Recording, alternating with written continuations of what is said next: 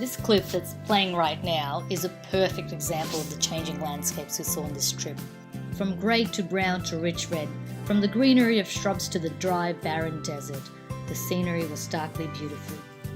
Part of the fun of outback trips is visiting pubs in small towns. They have such character.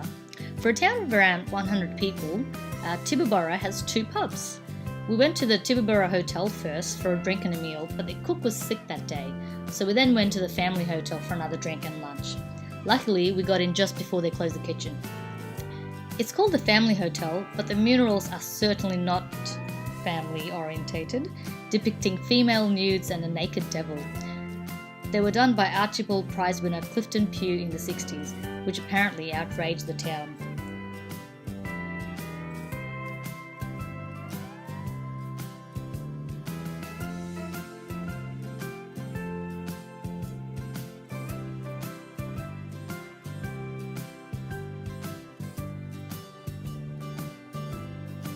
We were planning to camp in Milparinka, but when we arrived in the middle of the day, it was burning hot, and the lack of shade at the campsite turned us off, so we decided to continue on to White Cliffs.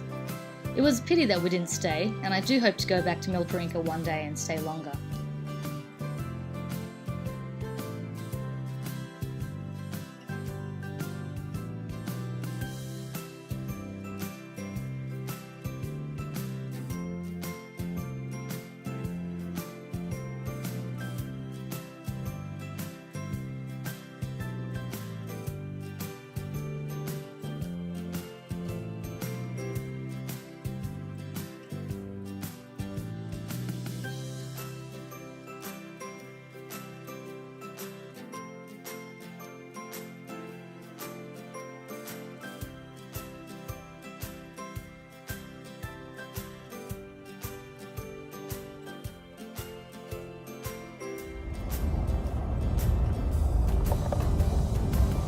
Tibooburra to White Cliffs.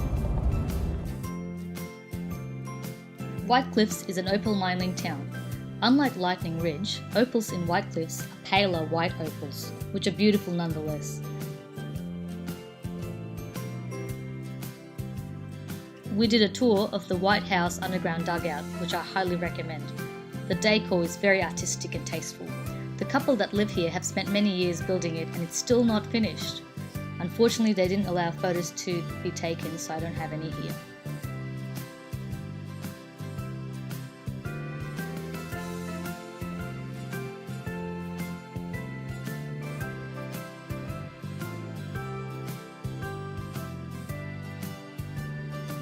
The Red Earth opal mine next door is also worth visiting, and the tour was very informative.